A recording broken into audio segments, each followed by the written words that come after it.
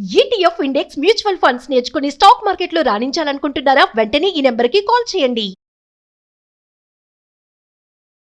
నమస్తే రమ్య గారు. నమస్తే జయ. ఏదైనా మంచి స్టోరీ చెప్తారా? బౌద్ధ జాతక కథల నుంచి ఒక కథ చెప్తాను జయ.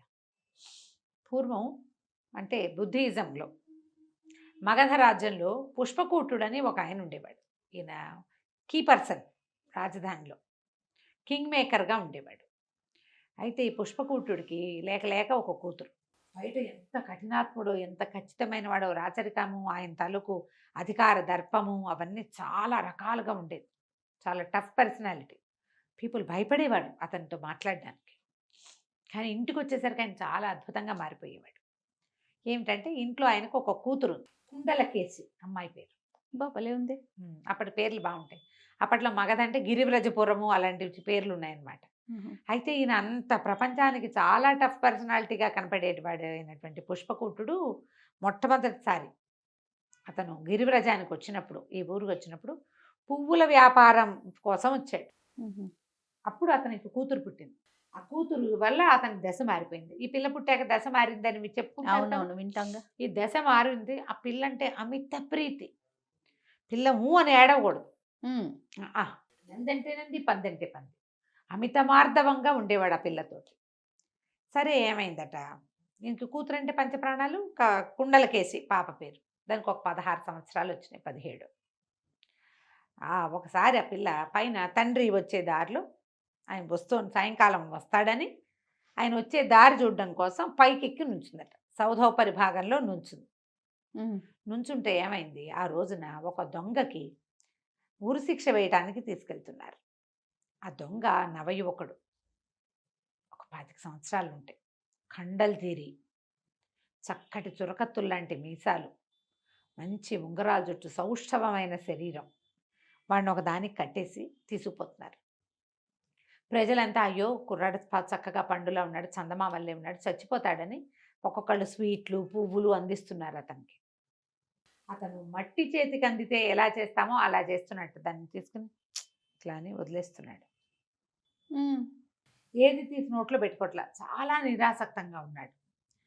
ఆ నిరాసక్తతని వాడి బాడీ లాంగ్వేజ్లో చూసిన ఆ పిల్లకి దానికి ఎంత బాధ వేసేసిందో.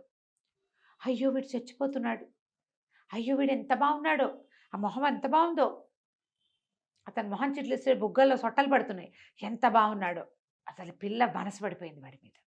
అమ్మో ఇంకా సేపట్లో చచ్చిపోతాడు అనుకోగానే పరిగెత్తుకుంటూ కిందకి వచ్చేస్తాడు.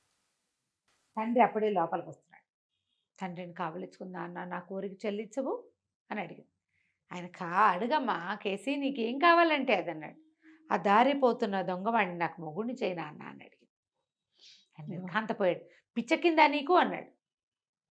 అనేసరికల్లా పిల్ల గట్టిగా ఏడ్చింది, ఆవురుమని ఏడ్చింది. నేను ప్రేమించాను, నా ప్రాణం అంతా అతని మీద అతుక్కుపోయింది, నాకు అతనే కావాలి. ఏం తప్పు చేశాడో కనుక్కో, ఆ తప్పు చేయని రకంగా అతని జీవితాన్ని తీర్చిదిద్దు, నాకు ఎట్లాగూ పెళ్లి చేస్తావు, నాకు అతనే కావాలి. చేయాలో తెలీదా? పిల్ల కాదుకూడదన్నాడు, కేకలేశాడు. ఈ పిల్లకి పెళ్లి కుదిరింది. పిల్ల పెళ్లి కుదిరింది. అతను పెళ్లి కుదిర్చిన పెళ్లి కొడుకు తక్షశిలలో చదువుకుంటున్నాడు. విద్యాభ్యాసం ముగిశాక ఇంకో 2-3 సంవత్సరాలు వస్తే పిల్ల పెళ్లి చేసేస్తారు. ఆయన చాలా ప్రీతిపాత్రుడైన స్నేహితుడు ఈయనకి. ఇక పిల్ల నెత్తి మీద చేతులు పెట్టుకుని కొంప మునిగిపోయినట్టు ఏడ్చింది, శోకాలు పెట్టేసేసింది. నా మనసు తగిలింది, నేను మనసు మరల్చుకోలేను. ఇంకేమి చెయ్యలేక ఆ పిల్ల పుట్టిన తర్వాత దాన్ని ఏడుపు చూశారు అక్కడ ఆయన.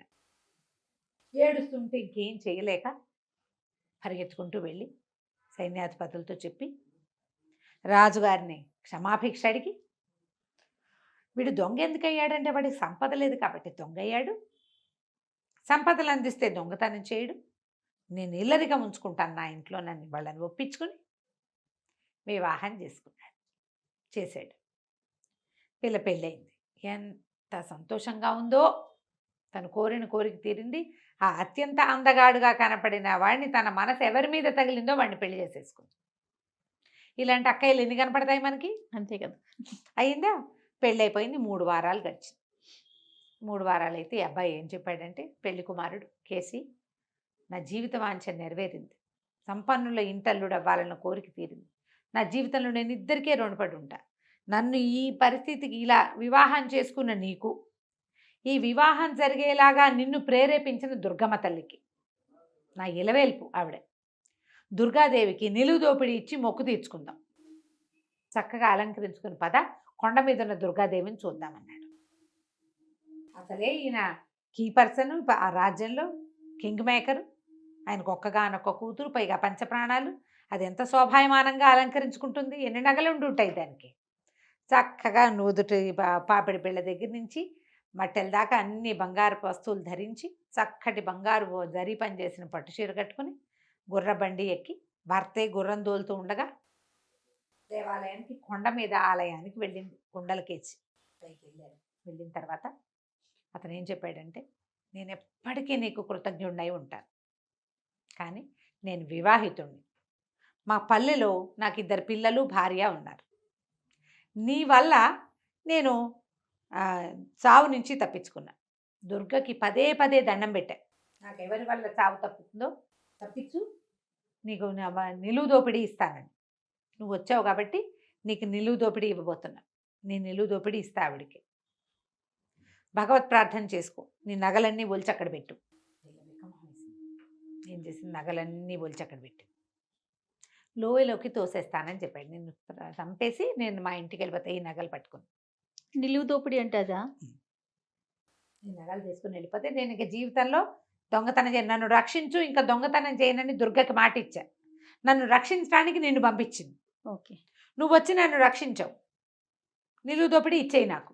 నిలువు దోపిడీ ఇచ్చేస్తే నిన్ను లోయలోకి తోసేస్తా, నువ్వు ఇష్టదేవత ప్రార్థన చేసుకోమన్నాడు. అమ్మాయి అంది, దుర్గ నా ఇష్టదైవం కాదు, నాకు పతే దేవుడు, పతిదేవతాభ్యో నమః అని చెప్పింది. పతిదేవతకే నమస్కారం చేస్తాను నేనని 3 సార్లు ప్రదక్షిణాలు చేస్తానంది. మొదటి చేసింది, రెండోది చేసింది, మూడో ప్రదక్షిణకి అతను వెనకాల నుంచి వెనక వీపు మీద 2 చేతులు వేసి లోయలోకి దూసేసింది భర్తని. లేకపోతే అతను ఏం చేయబోయాడు, ఈ అమ్మాయిని తోసేపోయాడు కాదు. తోసేసి అక్కడి నుంచి దిగి వెళ్ళిపోయి కొండ దిగేసేసి బుద్ధుడి జీతవనానికి వెళ్ళిపోయింది. జీవితం ఎంత అశాశ్వతం. ఏమీ లేని దాని వెనకాల పరిగెత్తి మా నాన్న పరువు తీసి నేను ఇంత పని చేశాను కదా, నేను అంత చేస్తే వాడు నన్ను చంపడానికి సిద్ధపడ్డాడు. నేనంతా చేస్తే వాడు నన్ను చంపడానికి సిద్ధపడ్డాడు. ఇక నేను మామూలు జీవితంలోకి వెళ్ళను, జీవితం ఇలా ఉంటుందని ఉండిపోయింది. అప్పట్లో శీల, భద్ర, సూక్ష్మ ఇలాంటి పేర్లతోటి ఎంతమందో సన్యాసినులు ఉండేవాళ్ళట. ఆమె దగ్గర తన దుఃఖం అంతా వెళ్ళబోసుకుంది. నాకు సరసంగ పరిత్యాగం చేస్తాను, భిక్షుకుని అయిపోతానంటే ఆమె ఏం చెప్పిందట, ఆమె ఈమెన్న అమ్మాయిని ఓదార్చి, జీవితం ఎప్పుడు కూడా ఇలాగే ఉంటుంది, ఉందనిపిస్తుంది, లేదనిపిస్తుంది, ఉందో లేదో తెలియదు అనిపిస్తుంది. అస్థి నాస్తి విచికిత్సా భావాలు అంటారు వాటిని. అస్థి కలదు, నాస్తి లేదు, విచికిత్స, ఉందో లేదో తెలియదు, ఉందేమో అనిపిస్తుంది, లేదేమో అనిపిస్తుంది, లేదు ఉంది, ఈ భావాల మీదే తిరుగుతూ ఉంటుంది. ప్రపంచం క్షణభంగురం, జీవితం కూడా అది ఎప్పుడు మాయమైపోతుందో, ఈ తెర మీద నాటకం ఎప్పుడు పరిసమాప్తి అయిపోతుందో తెలియదు. దాంట్లో రకరకాల పాత్రలు వస్తాయి. నీ తండ్రిది ఒక పాత్ర, నీ భర్తది ఒక పాత్ర, నువ్వు కూడా ఒక పాత్రవే. నీ జీవిత నాటకంలో వాళ్ళు ఒక పాత్ర అయితే అసలు జీవితం అనే ఈ నాటక రంగంలో, ప్రపంచం అనే నాటక రంగంలో నువ్వు కూడా ఒక పాత్రవే. దానికోసం వగచద్దు. నువ్వు పరిత్యాగం చేయాలనుకుంటే చెయ్యి, దానివల్ల పరిత్యాగం చెయ్యొద్దు. ఇదొక నాటకం, నువ్వు చేసేసావు ఆ పని, నీ జీవితం నువ్వు జీవించుకో. నీకు పరిత్యజించాలనిపిస్తే పరిత్యజించు. అతను ఎవడో నిన్ను మోసం చేశాడు కాబట్టి పరిత్యజించద్దు. నువ్వు అర్థం చేసుకో, ప్రపంచం ఇలాంటిది, ఇంత తాత్కాలికంగా ఉండేది, దీనికోసం నేను ఎందుకు వెంపర్లాట అని ఆలోచిస్తే వెళ్ళు అని చెప్పింది. మా అమ్మాయి కొన్ని నెలల తరబడి ఆలోచించుకుని అయిపోయింది, నేను నా జీవితాన్ని నేను సరిగ్గా సరి చేసుకుంటానని చెప్పేసి నార్మల్ జీవితం గడుపుతూనే బుద్ధుని ప్రబోధాలు ఎక్కువగా వింటూ తన జీవితాన్ని గడుపుకుంది. ఎంత బాగుంది చూడు కదా, అద్భుతం కదా. ముందుదే ఒక ట్విస్ట్ అంటే లాస్ట్ ఇది ఇంకా ఇంకో బాగుంది, ఇంకా బాగుంది. చాలా మంది అదే వింటూ ఉంటాం రమ్మగారు. నా జీవితం ఏదో ఎక్కడో ఒక చిన్న దెబ్బ తగులుతుంది, వెంటనే దేవుడి సేవలోకి వెళ్ళిపోతాం, మీరు అన్నట్లుగా అటే వెళ్ళిపోతాం, అక్కడే ఉంటామంట. అంటే వీళ్ళు కొట్టిన దెబ్బను తలుచుకుంటూ అటు వెళ్తారు. అలా కాదు, ఈ దెబ్బ వెళ్ళాలనిపిస్తే వెళ్ళాలి. ఆ, ఈ దెబ్బ వల్ల వెళ్ళకూడదు. ఆ, కొన్నాళ్ళకి దెబ్బ మాసిపోతుంది, అప్పుడు ఎందుకు వచ్చామా అని అనిపిస్తుంది. అది కరెక్ట్. అలా చేయకూడదు. ఇప్పుడు తొందరపాట్లు కూడా అదేదైనా లభించలేదు, వీళ్ళు ఏదో చేసేసుకుంటారు. కొన్నాళ్ళు ఉంటే ఇది అక్కర్లేదు అనిపిస్తుంది మనకి, దీనికోసమా అంత పోరాడమనుకుంటాం. అనిపిస్తుంది. అందుకని వెయిట్ చేయాలి, ఆగి పరిస్థితిని పరిశీలించి నేనేమిటి, నువ్వేమిటి, లోకమేమిటి, సంయమనం. ప్రపంచం ఎలా ఉంది అనేది ఆలోచించుకోవాలి. దానికి సమయం తీసుకోవాలి, Yes. తొందరపాటు చేయకూడదు. తప్పకుండా రమ్మగారు. నమస్తే. నమస్తే జయ.